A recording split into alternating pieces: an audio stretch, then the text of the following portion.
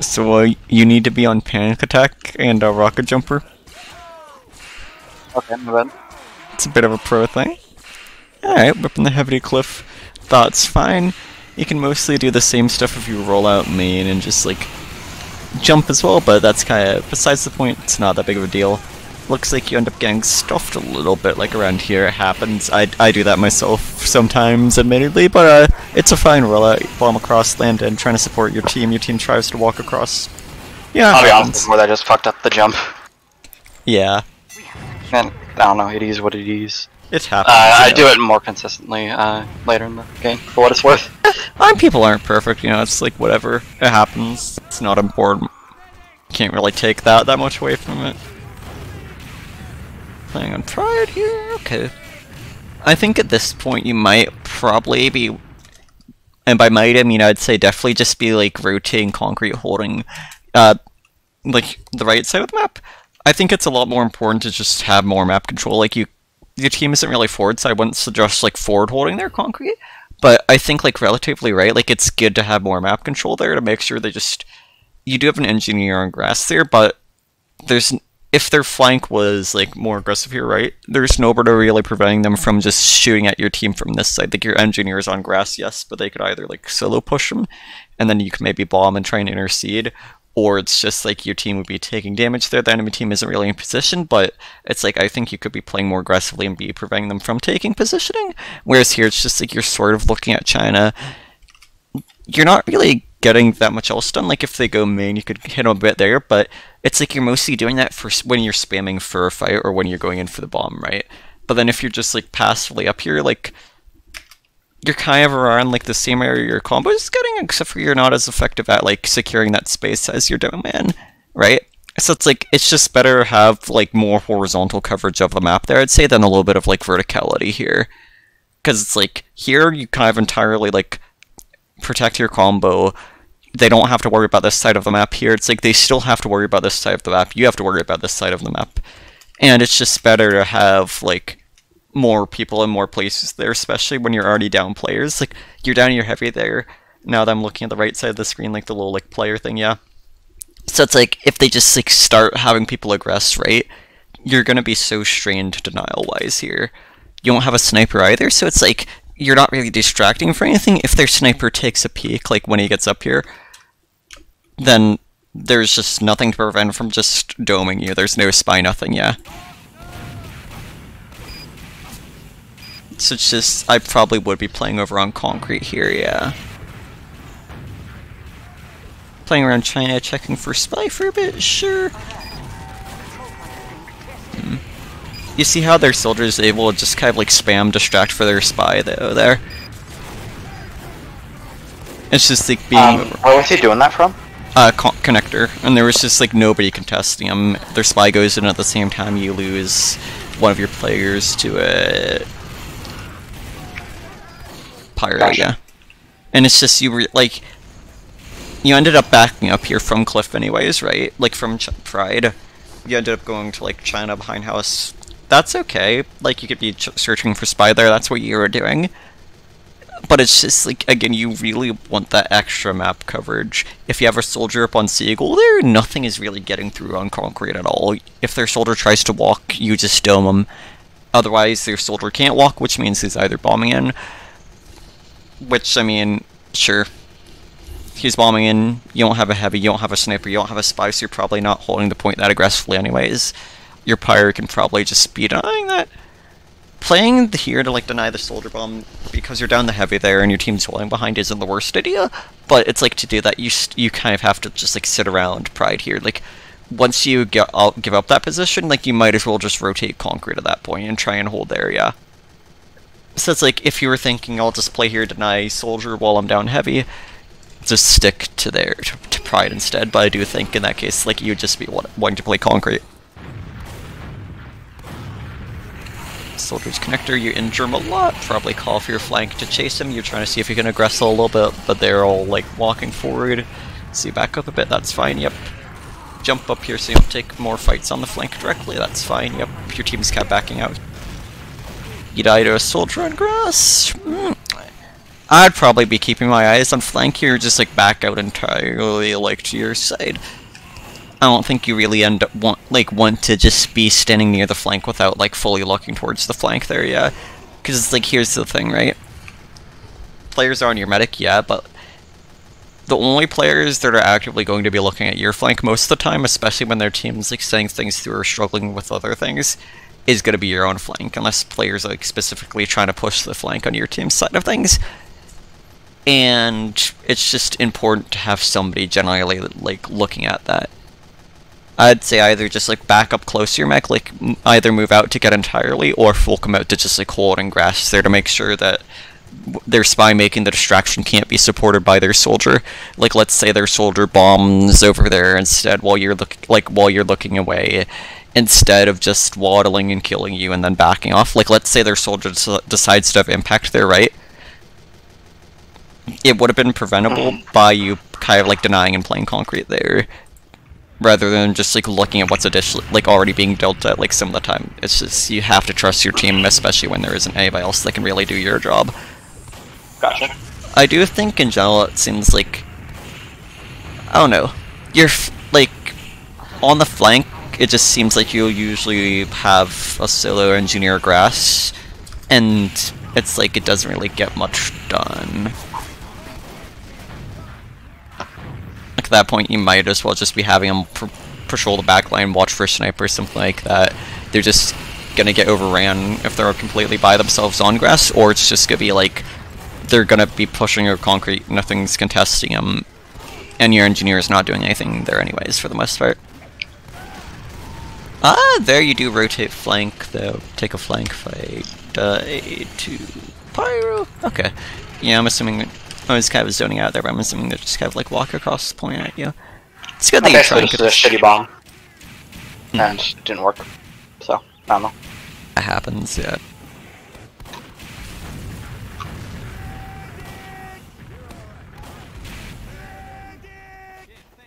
Here I believe the call was to go for a sack wave, so that's why I'm on cliff.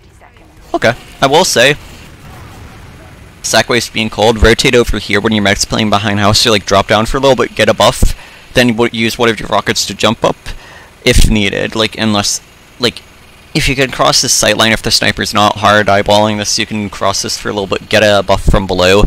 Like when your mech's playing behind house, if the sack's called, you probably want to be defaulting to around here anyways. If it's called that like you'll be going cliff though, that if that's the default for your team, like defaulting to this side is fine, but you want to be waiting around this area anyways, like either on the house or below it. If you go from below it, like, or if you drop down to get it, then you can use a rocket, reposition wherever you want around here. Otherwise, it's just like you could two-shot off the cliff rock, like off of Pride Rock from China there. Point being though, it's just like, especially like here's the thing, right? You know your mech's gonna be behind house there. I'm assuming at least. So it's like you want to be playing to get that buff there, regardless of what you do afterwards. Like the methodology of getting that buff, giving yourself that buff, like making sure you're in a position to get it when the sack wave is being called, or like in preparation for it, means that you're able to sack like much more expediently. Like you aren't gonna have to go back for a buff at that point, right? Like, or if so, like even if so, like if the call is being made and you're in a position where you could get a buff, even if it's not on a roll or anything, it's just like be conscious of where your mech's gonna be playing, and like just try and get buffs. Yeah, I get that. Because usually it's like that extra 50 to 100 HP will make the difference between getting another rocket off or not. And that one more rocket is what's going to be what forces the medic, distracts the pyre for long enough, makes the pyre slip up a little bit, you know. It's just really important to have that tiny bit of extra time. Go for a low ground bomb here. Medics call it cliff. I'm assuming you didn't, like your team didn't really give you an exact call on the medic's positioning. They expect the second. I remember very specifically I was called medics hiding in pocket, so I bombed pocket and then the medics back up cliff. That's definitely fair, yeah. It's just a bit of a miscommunication. You can't really blame yourself for that. Although I will say I generally do prefer to go in for like the high ground bomb over here for like an extra dimension of attack. You might get denied, but like it means just that they're looking a bit more above rather than at people who are potentially walking in. And if the medic, I don't know, it's like a very slight thing. Like you're probably, honestly, you're probably not getting that if you don't know where the medic is. But like, I don't know. if you go in higher, there's like a slightly higher chance of you just being able to like land a direct on the medic or something, or like land cliff and shoot down into around pocket anyways by taking that high ground out, and then it's just like, oh, medic's cliff, I guess. Kill him. I know. It's just little things like that. Fine, like you're trying to support your team there, it's fine. I think one of the things I overall struggled a lot with was just getting my DPM up. Like it was like 230 or some shit for this game, which was not good. Okay. And I feel like maybe I'm not playing spam angles enough, or not spamming where I should enough. Spam is pretty important. So like, this is your #1 spam angle right here. Just like from connector, from seagull, from concrete, just shooting into this little dispenser spot. This will give you like this is basically your DPM subsidy, okay? Okay. Besides that, you're gonna be getting your DPM either from Pride, bombs, or pushing onto their flank. I'm gonna be honest though, I think DPM is a little bit overrated for Soldier. I think it's a lot more important on like what you do to support your team. If that's in the form of just spam, that's fine. But if it's a difference between like shooting a few spam rockets and crushing their flank, getting in from behind, and allowing your team to get the win there, you want to go for the impactful play there. Like, you want to go for the play that best supports your team, yes. It's not always about just getting the damage. Like, a lot of the time, with Soldier, it's like, you know, you're very high impact, right? So it's like, whatever, you know, you could spend like 30 seconds spamming this exact spot, or it's like, you could coordinate something on the flank, go in with your spy, get a bit of DPM as a burst, probably not have as high DPM overall, but then like get in from behind their China, like busting their flank, getting behind their China, spamming in from there, calling for your team to walk in, very good play. It's just like you have a lot of options. Some of those options will give you good DPM, a lot of those ones are going to be in burst, but it's all about just like what enables your team to play the best. Yeah, you don't have to get high DPM. I think that's a bit of a misconception. With something like Demo Man, it's very important because... I guess, sorry, just to clarify, I guess maybe it would be a better... Sure. It's not so much that I feel like, oh, I have to get DPM, because like, I feel like I'm at least relatively good at making impact plays. Obviously I could still use work, but I find that I'm usually able to make a lot of impact plays, but I'm just still struggling a lot in DPM when like I could be spamming more. And so I guess my point is more that I could just use a bit of guidance with that. Okay, yeah.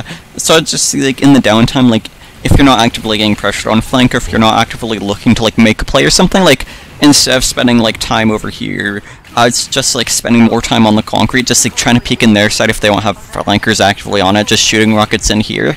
It's just, like, making more use out of that downtime, right? Like, you want to have a mental image of what you're doing when you're like, rolling out on a life, okay, right? Yeah, so, it's like, so how should I be peeking on concrete? Because I find myself sometimes trying to peek concrete, but then I would just like I wasn't sure exactly where to stand. Pretty much you just like jump like right here, you shoot rockets, it lands here, it means their pyre is reflecting, that's impact. Their dispenser's taking constant damage, that's impact. And any of their players that aren't getting like reflected or who are staying in the dispenser are getting punished as well, and they're taking damage. Basically just jump over here, keep shooting. If you want higher burst damage though, or if they're standing behind rock, what you normally do is you just like wait to see like their soldier down, or like have him like, if he's away from flank, then you just rotate over here, especially if they're behind rock, and just shoot right around here pretty much. Okay.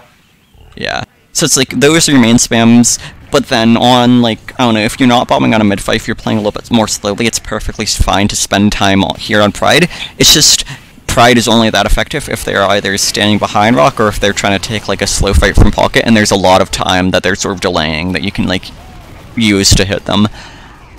But then if they're like all on this side, it's like you're not gonna get that great spam onto them, because it's like they could just hide behind this little area, and then it's like your effective spam is half down now. It's just like it's easy to fall into a bit of a trap with Pride, I feel like. And a lot of that spam I would classify as low impact, whereas the concrete spam just directly into the enemy team's center of mass on the defensive hold is very high impact. Like, I would definitely consider Pride as more of a rotational thing. But then here's the thing, right? Like, with concrete spam just right around there, it's like, you're doing that in the downtime, like you're holding the flank while you're doing that, so it kind of like doubles up on impact, right? Like you're doing two things at once, basically. Or it's like you can be doing that also in the downtime while you're waiting on people to get into position on flank, like while you're waiting for your spy to say, okay, let's go for their flank. It's just I will say I did feel a little baited, at least in... it was actually more so in the previous stream we did on Asheville. But it also occurred in this game too, where there would be times where we would say, okay, we're going in now, for like a, either a push or a stack wave or something. And I'd be like, okay, let me try to, help out. So often I would just like go for a bomb or something, but then I would just get baited. And the one specific time that comes to mind is it was on Asheville. It was the previous map if you did want to look at it, although we don't have Asheville for our map, so that wouldn't bother. But anyways, it was just really frustrating because there was a time where our main caller was saying like, okay, let's wait and then group up and then we can push. And then we killed a couple people and then they're like, okay, we don't need to wait, we can just go in now, everyone. And then so I bomb in and then I die because I bomb into their entire combo and just get mulched. And then I look and our combo's still like in the very back of the lobby rolling out from our spawn. Yeah, I'm very real, like, this is something that, like, teams I play have struggled with. It's something I've struggled with occasionally when, like, main calling around Soldier. People have, like, a funny conception of now, like, pretty much, like, throughout most of the divisions. It's like, there's usually, like, a little tiny bit of extra, like, delay or hesitation there. And it's usually something I definitely learned that a bit. That people get better on, but it's just, like, it happens. It's just important not to get too tilted by it. Like, they obviously don't have ill intent, it's just like they're trying to get the rest. It's just, it can be really hard. It's just for organized things, it's like there's a lot that can get wrong. I would just, I don't know, if it ends up being a consistent thing, I would try and like pay attention to that interval and kind of like keep that in mind, like delay by that amount of seconds, like between when they're calling it and when they're actively getting in. So for something like Astral, let's, like, as a bit more of a direct visual example here, though, right? Let's say you're on bats, yeah?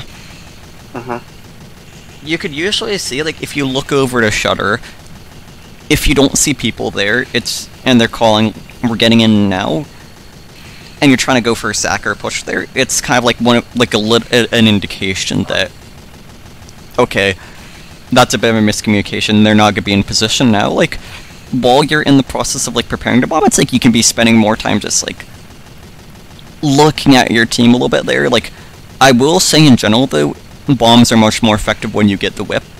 It gives you that much more mobility, so it ends up being beneficial to, like, kind of wait a little bit for your team anyways. But definitely, if you're like, doing something like initiating, it's definitely important to be in the precise time your team is there. So I'd definitely say, like, taking that little bit of extra time, maybe getting that buff, giving them whips, like, it's double purpose there, right? You're buffing up your own capabilities while making sure your team's in a position to go on off of it. Like, even if they're calling now, it's just, like, if it's that easy of a rotation, right, from, like, bats to Shutter / lobby, I would just say, like, maybe take that little bit of time to kind of minimize the chance of error there. Because human error is a very real thing, especially beneath the top divs. Yeah, and I definitely have experienced that, right. Both from playing Spy and, like, hearing, okay, we're pressuring now, versus that actually means they're pressuring in 3 seconds. Right. So it's like, you just... like, saying, like, and the same thing is, like, I've also experienced that on a main caller front, where sometimes I'm like, okay, let's walk now, but then I see, like, our combos delayed, right. Or, there's just someone dicking around or something. I'd say maybe either, either just, like, talk to your team about it, like, I don't know, and there's only so much talking out of game could do, but maybe if you could, like, find some examples or something, sort of talk through that, like, try and minimize that delay, get more on the same page, or, like, at the very least, it's just, like, just try and look at signs, yeah, like... Yeah, I gotcha. Yeah. Like, for instance... I did have... Whips. I was gonna say... I don't need to, like, move on to the next topic. No, go ahead. There are a couple of things that I did want to ask about. Sure. Obviously we can finish the demo, but I guess just a couple things that, just to ask while we are kind of talking more. Yeah, go ahead. One of the things our team struggles with a lot is who calls bombs. because our heavy's our main color, but obviously heavy can't really bomb. And so often we get the call like, okay, we're going for a bomb, and then it's like myself and then my demo and then our heavy are all just looking at each other, hoping one of us calls that we're going in. So I don't know. Do you think like my thought process was that since it's just bomb, it's fairly simple that we could just have our demo call that, and that could maybe get them in the habit of speaking a little bit more. But I'm not sure if how you feel about that, or like what you think would be best. Honestly, I normally say soldier. Hear me out, right? So here's the thing: your demo is normally like playing very close to your mech, like they're getting beam and whatnot. They're always gonna be in like a pretty good position to bomb, right? But as soldier, like there's a lot of rotating that you might be doing. Like let's say you're going from like flank to combo or vice versa. Like you're rolling out. Like it's usually like like you can kind of expect that the demo man is going to be more buff than you at any given time, right? And you're gonna want like buffs for sacks. Like the expectation is that the demo man is going to be near the combo and thus like in a good position to sack at any time there, whereas you are not necessarily going to be. And I think it's very important for you as the soldier to be vocal about that, especially like if you find yourself rotating a lot around the time your team's calling for the sack, because you want everybody going in for the sack at the same exact time. Yeah. Yeah. Okay, I can convey that to my team. Yeah, and I would say either that or the spy. Again, it's just like very important for those two pieces to be in the position. Spy can call out like the precise moment for its own and so forth, like if people are chasing. So I'd say either spy or soldier, yeah. Like you sort of get the logic there, yeah? Yeah, for sure. Yeah. But then if you have trouble being assertive, like it's fine to have it be your demo man, yeah. It's not really it's something not that I have trouble being assertive, I just don't want to like... It's more that I just don't want to counter call or like... Right, no, that makes sense. I don't know, because especially like having main calling experience in the past, sometimes I worry that like, oh, if I'm making any calls that like... Or like, if I'm telling anyone what to do, that means that I'm worrying too much about combo, because that is an issue that I have, is worrying too much about our combo and what have you. Talking to the team out of game, like who they think should be calling the bombs, sort of like give them the reasoning that you want to. I actually have started like taking recordings. I'm gonna delete this one after it if you don't want it, but I could like just send this over to your team and have them like take a look at, sort of get the reasoning there and see if they would agree with it or not for you. Okay, sure. Alright. But yeah, I'd just say one of those two. It doesn't really matter who in specific, but definitely just like establish a sense of consistency for it, yeah. I'd say that's about all there is for that, yeah. Any other questions or anything? Let's see. I had something else, but I completely forgot what it was, so... Okay, well maybe we'll get back to that, like, after this. Anyway. I I'd love to like, kind of like ramble on, but I think we about covered, like, the bombs, yeah. Yeah. For what's worth, I know at least one half. You don't need to pause it, by the way, but I know at least one half. I was just saying the speed back up. Oh yeah, no worries. I got a good rollout and just like yeet there. Yeet. What you call it? Their sniper. That's nice.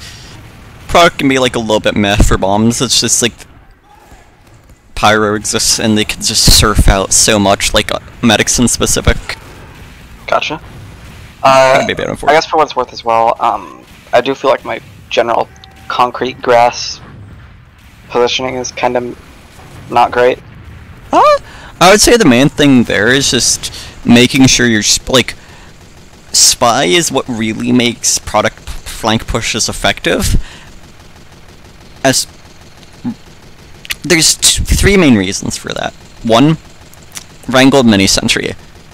It absorbs 4 rockets, pretty much 5. I don't know. Well, I don't do math. You know, you shoot it, it doesn't die. Their soldier counter walks at you while you're trying to pressure it. You just get blasted.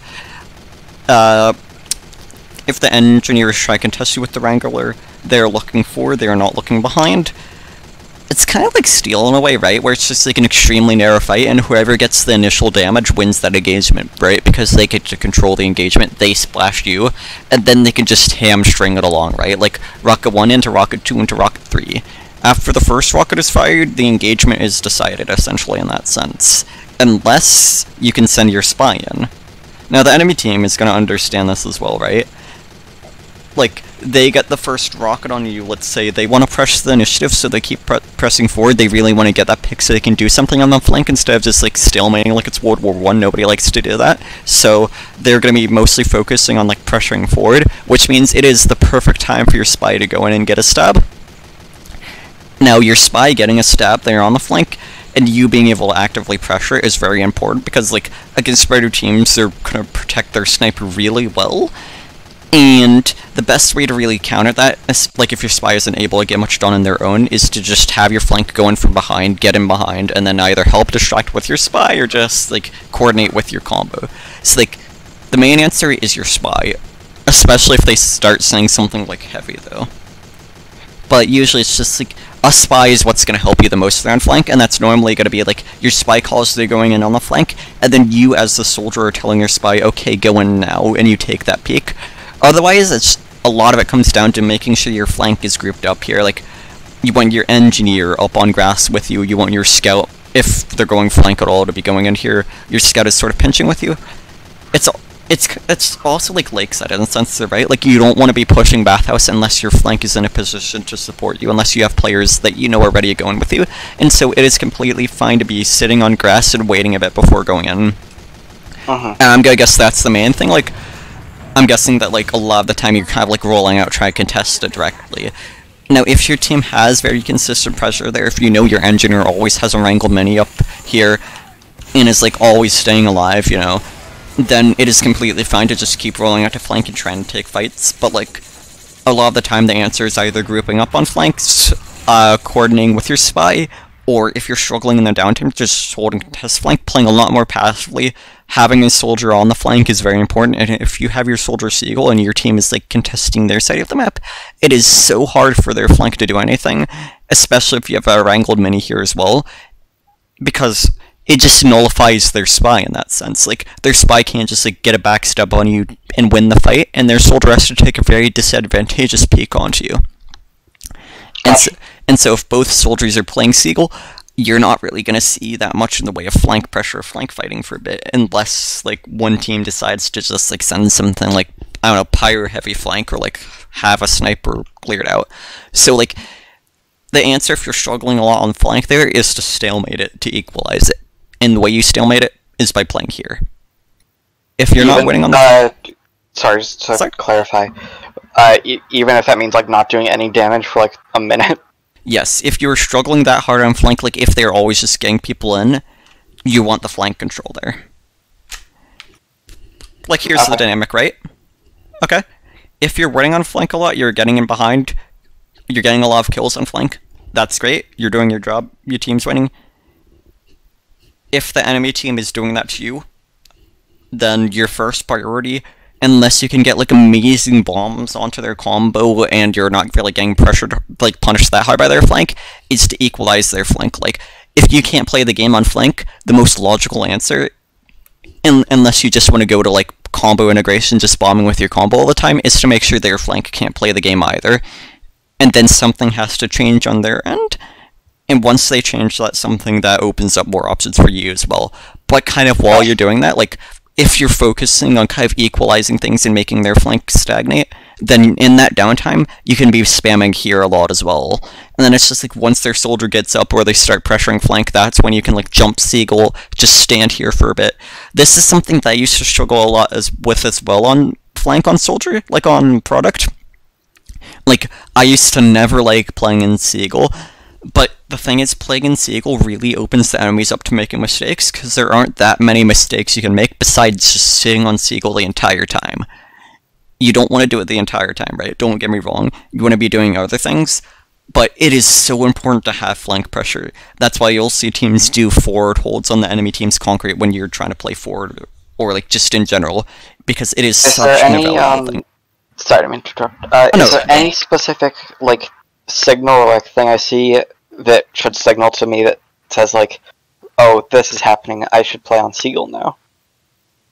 I would say probably around the time their mini starts going up.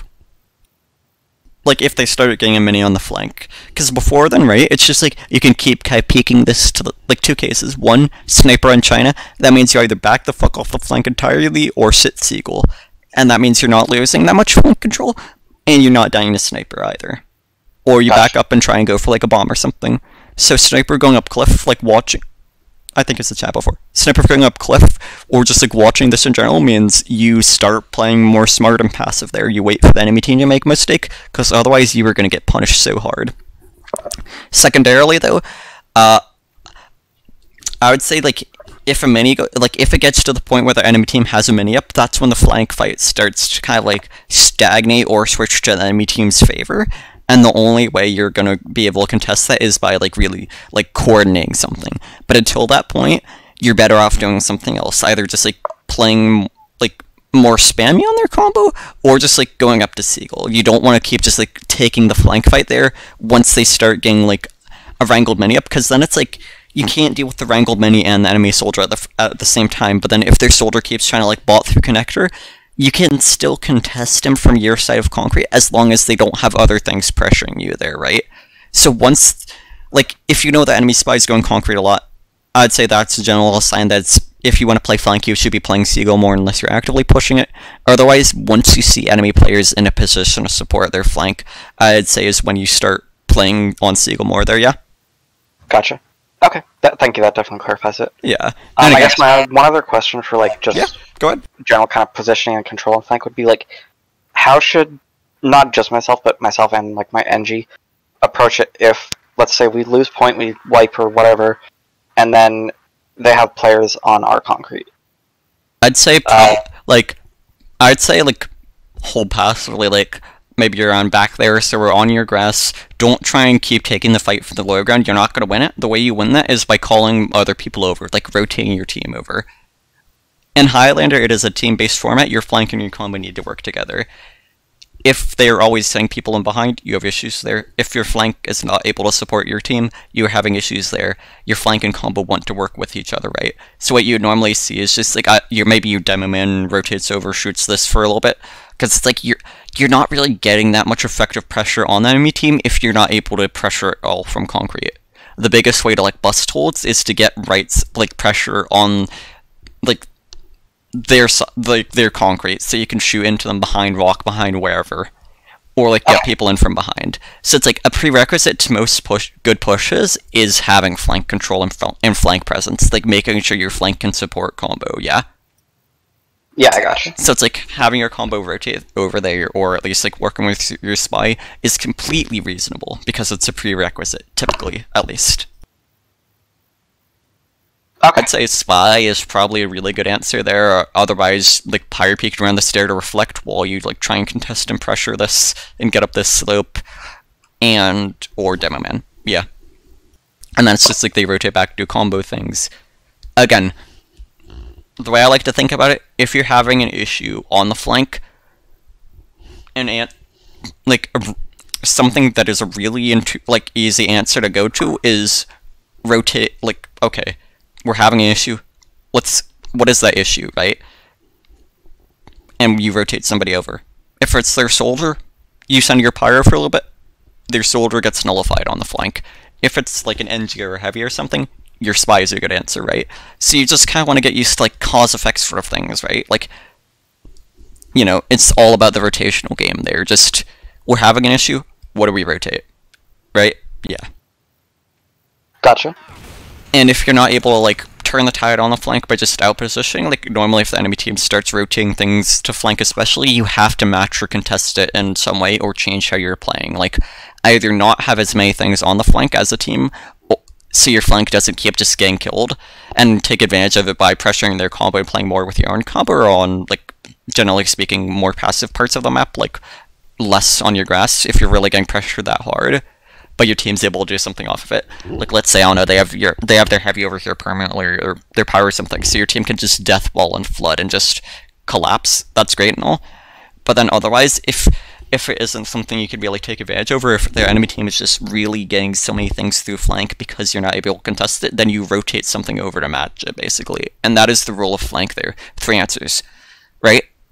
Sorry for being a little long-winded here, but I think this will go a long way. So 3 answers. Match by having like a different assortment of classes, like spy against Angie or spy against heavy, or by saying the same classes, but that won't work if the enemy team is on an advantage already, like a Highlander, so you have to out-rotate them in that case. The second answer is to rotate away from the flank, so you don't keep losing on the flank. And the third answer is to position yourself differently. And whenever you're having an issue on the flank, just go between one, like, figure out which one of those 3 solutions is going to work the best for you, and then figure out, like, what you need to change from within that category, right? I guess that's just, like, all I want to say on that tangent. Yeah, you're good. That makes sense. Yeah. Even fight connector, trade for soldier, okay, yeah, you're trying to, like, support your team on point there. Occasionally, soldiers, especially, like, outside the top levels, will just do random stuff like that, and even the top levels, the people like to do things. Happens. I mean, what would be the better play there? Especially if there's, like, a soldier, like, around connector. How should I approach that? I'd say either wait and let them come to you, especially if you know especially if their soldiers known to like keep jumping in like on the rollout. I'd say just play further back here, get the first rocket or 2 off, and then push them. Or have your engineers wrangled mini absorb it, or have your engineer absorb it. You could also have a scout approach from the left side. That's not like that wouldn't work in that specific case though, because they have people on point. Have a spy come in from behind. But I think in that specific context, you just swing left side here, or play super passively, like wait for the soldier to come to you a little bit, and then press the initiative once you have like an advantage that you can use. Okay. And that's a really important thing. Like, you need to be able to give yourself an advantage to be able to take advantage of something in a sense, right? And that's where positioning comes in. You know what I mean? Yeah. Yeah. So that's like what something like some Seagull or playing more passive here would give you. It means their soldier like takes a bad peek against you, you get the first rocket off, and then you pressure off that. But then you never just want to find a case where you're just walking into, like, in there walking in, right? Like, you need to make sure something is in your favor there, yeah. And that either comes in the form of your team or yourself.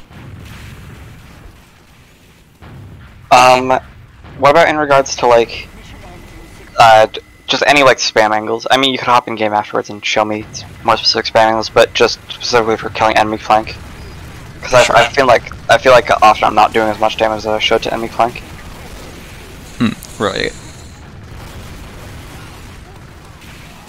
Yeah, it's probably more something I should out of game. But, I mean... Yeah, you can go over it, like, afterwards. Yeah. I think that's probably ideal.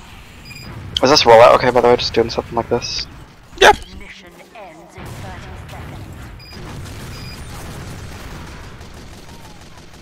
Easy clap. I'd say pretty much, like, all rollouts, like, everything jump related is going to be contextualized. I think when there's if you know there's somebody actively on your flank, I wouldn't suggest doing that. I'd suggest, like, if anything, if you want to, like, jump flank, I'd say maybe go China or so, and then just, like, jump into them from behind if you can really, like, navigate well, or just, like, jump into them from the high ground to your land, instead of just, like, trying to jump past and right into them. I'd say you kind of want to, like, arc it more and dive into them. And you want to have, like, that sort of visualization when you're, like, picturing a flank fight there, instead of just trying to take it from more even footing. You have to give yourself an advantage there. Would you, if you hop in game afterwards, would you want to show me just a couple examples of that as well? Oh yeah, for sure, for sure.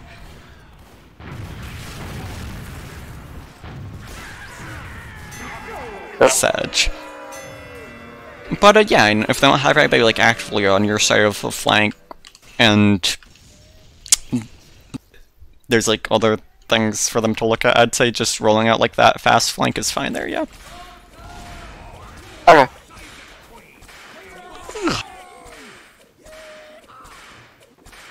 As I warned you beforehand, I was in a... Hold on, let me find the alias. Oh yes, a state of post-essay withdrawal. So I'm glad to be able to talk. Anyways, yes, this is a fantastic rollout. You land here, you kill their sniper. Your team can play the mid fight. You're still behind them. You're a threat. If the honestly, it's kind of more effective than just landing right into them on pocket anyways, unless you always get caught out by their heavier scout or something against, like, in that matchup. Because it's like, you land in a position where you're able to be a consistent threat, instead of just landing into them, getting reflected by their power half the time and dying instantly, you're a lingering threat. And that lingering threat means they're gonna make mistakes, they're gonna have to make a trade-off. Like, who do we send back to deal with the soldier, right? So it's like, I will say, the other main jump you could do would be, like, right into them on main during the rollout. Like, if their medic hangs around here a lot, that's the other way you're getting mechs. But I don't think you find that much luck by just, like, colliding with the medic there, and I think that's, like, the main difference with that rollout, that mid-fight there, yeah. Bunk. I blame the spy.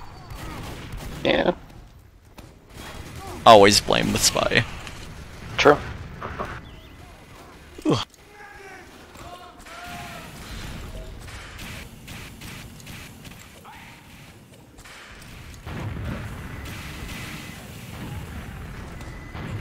Let's see, your team calling for, like, a sack wave or fight or anything there, or not really? Don't remember off the top of my head. I'm guessing they're calling for a fight, so rolling out here is fine.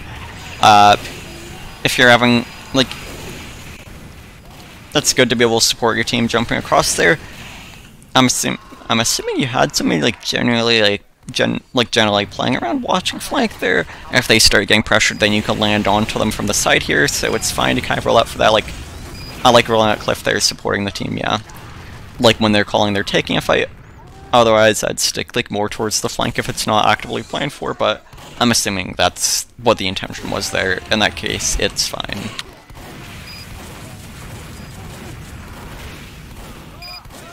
It does seem like your team has a tendency to just not have anybody actively on the flank, though. This is true. It's myself and occasionally my NG. Should I ask our scout to play them more? Or how should I deal with that? I'd say, like, a lot of it comes down to your own team's preferences, but a fair bit of the time it is just gonna be you on flank unless you're actively bombing. If you're actively bombing, I'd say just, like, you could have your NG divert a bit from playing with combo to just be holding, like, the flank kind of passive there. I still think you want him to try and contest concrete, like, a little bit, because, like, here's the thing, right? A wrangled mini on concrete is going to stop their players from getting on the flank so much more effectively than a mini and an engineer just walking around on grass, because there's the even ground there. But then if the enemy team has the high ground, your mini becomes basically like a chew toy to their soldier. But then if it's on even ground, it prevents a genuine threat to them. And if your engineer starts getting pressure on the flank and you're playing with combo, again, you can just use a buff, use whip, and just jump across, dive into their flank from the side while they're dealing with your engineer, and then it works. Otherwise, it's just like, I don't know. You could have your scout maybe play flank a bit more, like, on a rotational basis. Scout with combo is pretty good, though. Like, people do it for a reason. I will say, like, it'd be a more rotational thing, if anything, though. I think it's just, like, you need to see more consistently aggressive positioning from you and your engineer collectively there, and then occasionally you could see your scout swing in to support it. I just don't think there's that much of a sense of consistency there. Like, sometimes you'll have your engineer be playing in-house here, sometimes you'll be playing on the flank, sometimes you'll have a mini on concrete, but then it's just, like, not consistently, yeah. Yeah, I got you. Like, it's fine if your engineer is playing, like, back here or back line, playing with your sniper. In that case, though, you need to spend a lot less time on your chine and your cliff, and a lot more time holding your flank and your side of the, like, the map, basically, yeah. I do think maybe you're spending just, like, a bit too much time on cliff, like, on China, kind of doubling up with your team. I noticed that a bit in the first round as well, just sitting pride. I guess you're going for, like, a fight now, but I feel like there's more you could be doing, like, before that point. Yeah, just making sure that bad things don't happen by the enemy team just flooding in while your entire team is focusing on this side. I guess your heavy did rotate flank, though. Bit of a weird fight, definitely. But I still think there's a bit too much downtime that you spend on like Cliff China that could be spent on concrete. Okay. Yeah.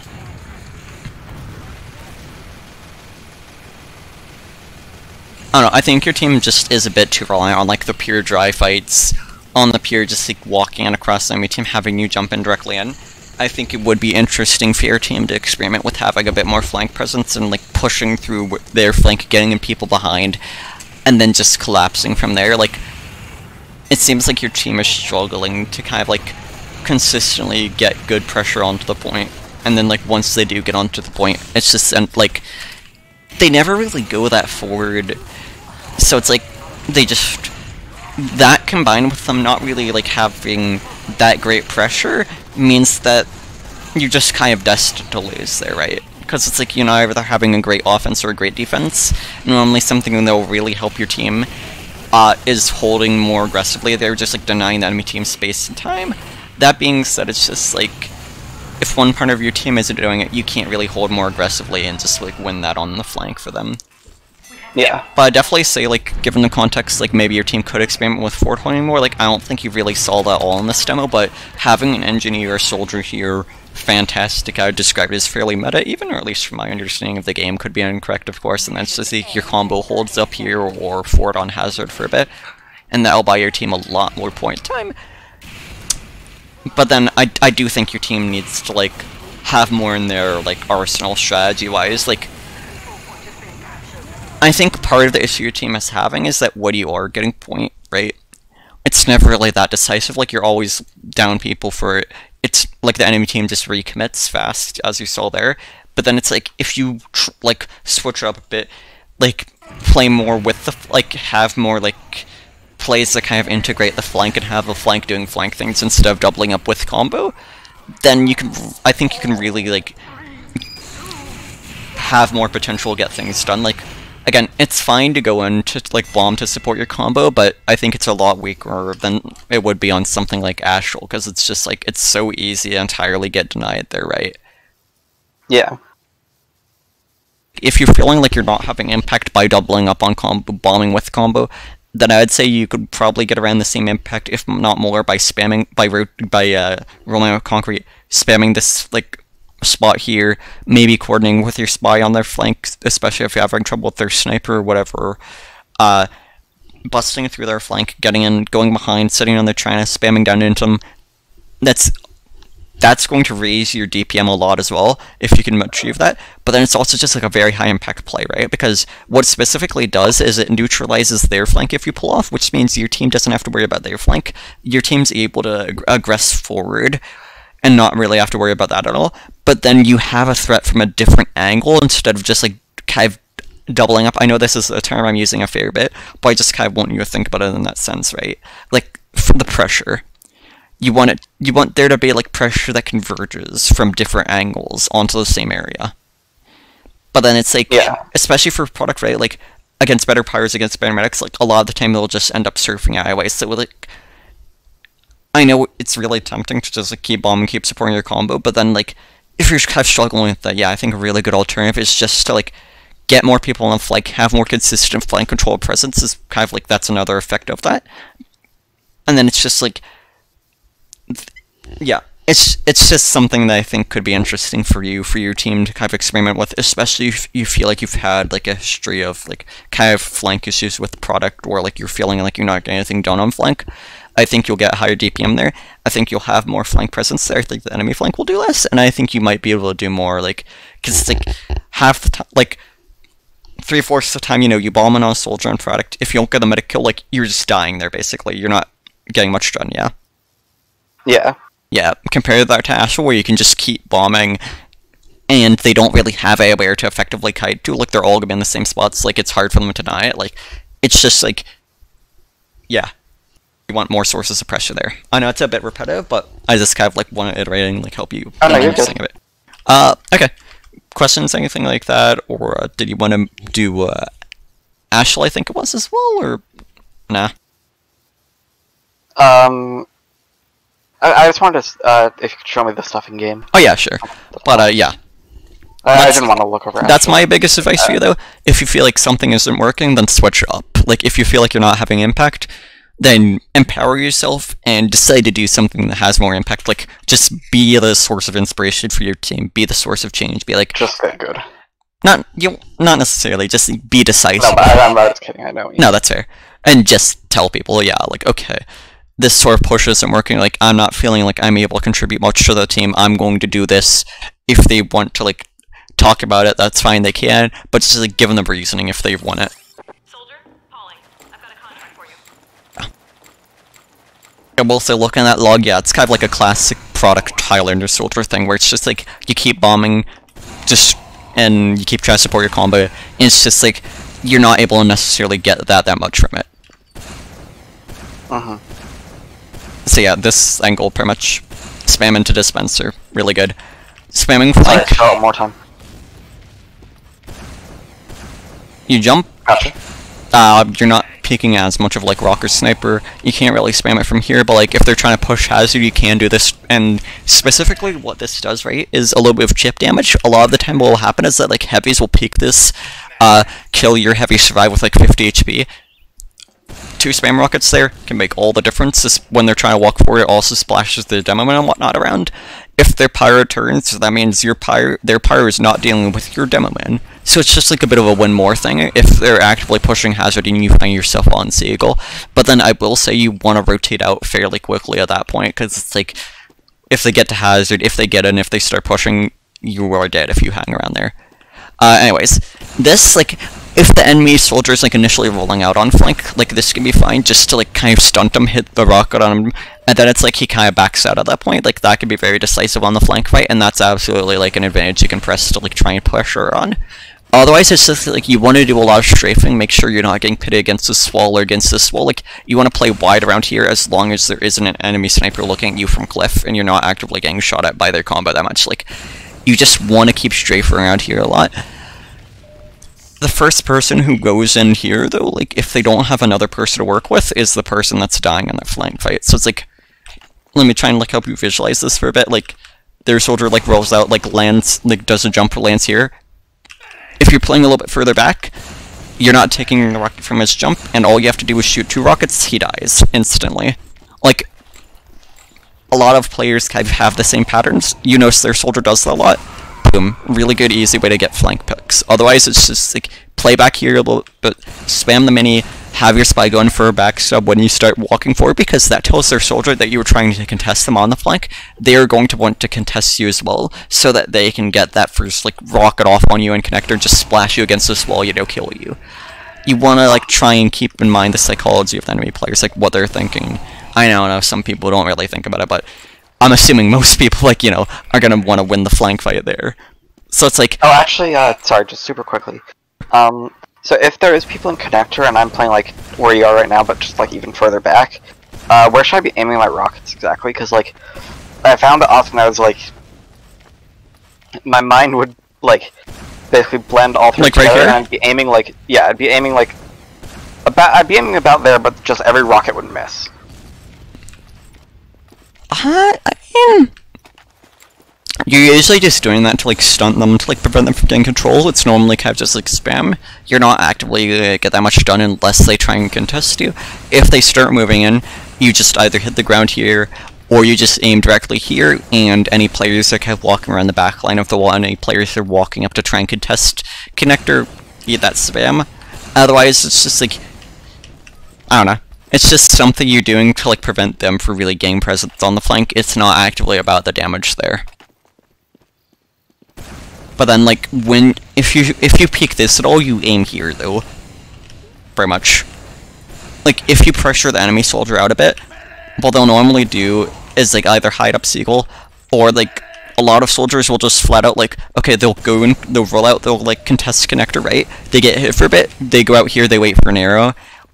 And, like, this has been very common on the flank whenever I've played it, and then you just, like, if you peek this side, you shoot the rockets there, they either get super injured, try and rocket jump and just die, or it's, like, it just prevents them from being able to continuously contest you. Like, if their soldier doesn't like to play Seagull, and they're trying to take the flank fight when you get on connector, and they're on their side of the flank, They are probably playing around right here, basically. You shoot this, one more flank.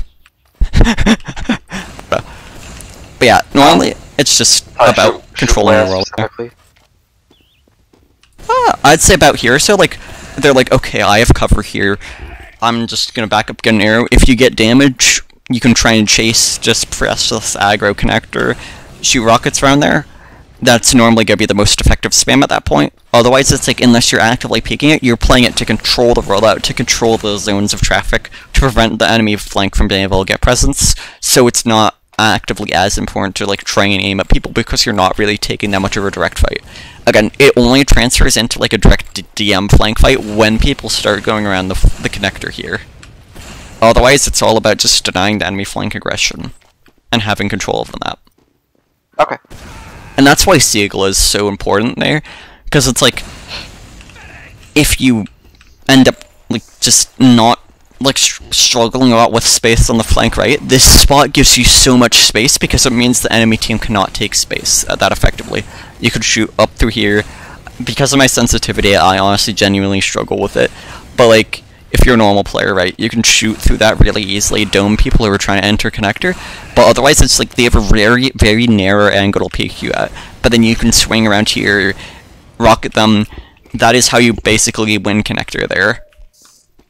If you're not, like, the difference is, right, this is an even fight, all across this. This is not an even fight. If you can hit rockets here, it is not an even fight for the enemy. They take damage to start with. Like, it's all about controlling the rollout, basically. And then this also is not an even fight. And your goal on flank is to minimize the amount of even fights you take, because even fights are what allows the enemy team to win the flank. When it is an even fight, the team that rotates something like a spy to the flank is what's going to instantly win there. Okay, thank you, that definitely clarifies that. Yeah, it's just minimize the amount of even fights you're taking, yeah. Work with your spy, because if you don't work with your spy there, you are allowing the enemy team to do that to you, basically, yeah? But then if you have some sort of advantage, like this spot here, that means the enemy team is not able to like pressure you that hard on the flank. Like, they're not going to be able to work that much of an advantage against you, in that sense. And there's downsides to Seagull, of course, you know, it's just like, it's an error spot. It means you're not actively like aggressing that much, but it really helps you to stabilize. And stabilizing is a vital part of the flank flow of the game. Like, there are times where you just need to stabilize and give your flank, like your engineer, your other players, more time to get into position where you need to be waiting before you can aggress. Otherwise, you're just gonna find yourself getting, like, targeted down. Yeah? Yeah. Whew. Just, like, trying to gamify it a bit more, like, in that sense. Like, think about it in, like, video game terms, right? Like, stages of the flank fight, stages of the game. This is the direct fight. This is, like, controlling the rollout, controlling, like, how the fight starts. Like, that's how you control how the fight starts. And then this is where you go if you want things to stagnate, if you need to, like, take a step back, a breather, you know, mentally rejuvenate for a bit, or just, like, yeah, not die while contesting the flank. But then, if you're over here, if you have a player alone on flank, they're just gonna get rushed down there. If you're not actively getting value off of the spam here, and they're, like, trying to pressure flank, I'm having a Caesar right now, holy shit. This is just better to be doing on the flank, just to be holding here and spamming. The difference being, you, like, there, the spam's getting kind of blocked in half. It's different spam, basically, right? Like, your demo man is already able to spam this so hard, like, to oblivion. And you want to have your spam converging in that sense, right? Like, I really want you to think about that concept, like, diverging and converging. It is such an important, like, theoretical application to understand. So, okay, let me use this as an example. Your demo man is spamming here. Okay. Okay, that is one part of it. If you're spamming there, all you're doing is converging. There was no divergence there. It is all going to the same exact spot. Now, that is good if you need concentrated firepower on that one thing, if their enemy team is playing in that specific spot. But then otherwise, you want to basically, like, diverge a little bit, but then converge eventually. Like, you want to be doing more for your team there. Like, Yeah. that was not the most articulate, but like, you just No, I get what you mean. you want to diverge a bit with your spam so that your team gets more overall spam. Like, if you're doing this, like, it's not impactful spam as much because it's just spam that your demo man would be getting anyways in that sense. But then if you're doing this, like, it's kind of unique spam. It's from a different angle. It just controls more of the game, yeah. Like, that's what I'd classify as impactful spam. And you could be doing something like sitting on your side of the map as soldier, be farming banners the entire game on Koth and be having next to no impact while getting decent DPM, right?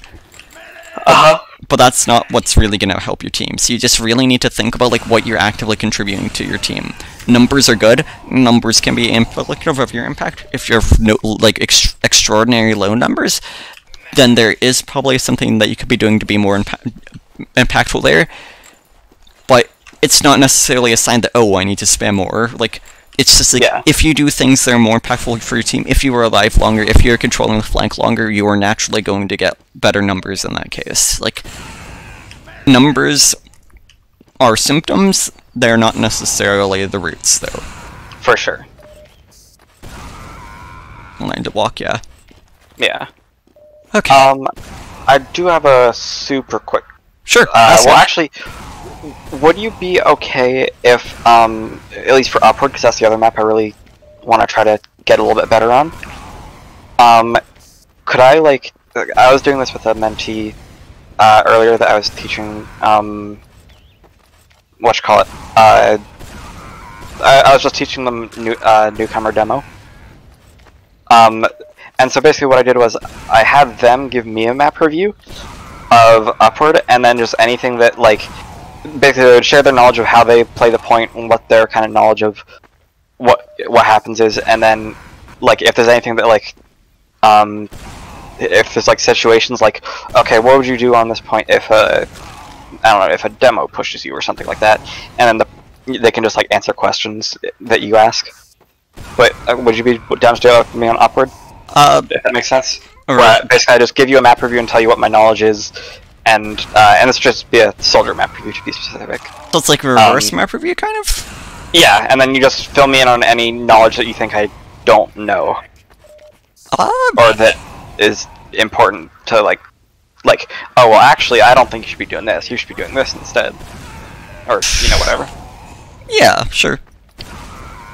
Because I found that worked really well with when I did that with my... It's kind of interesting, yeah, it's like a way to evaluate it, kind of, or just like to see, like, maybe there's something that you don't know that, like, you could learn even, like, as the mentor. Yeah, no, definitely good to be open-minded, you know? I mean, it's not just that, but also just, as well, the mentor, like, you know, if someone has a misunderstanding of how to play a certain point, yeah. Okay, yeah, sure. Okay.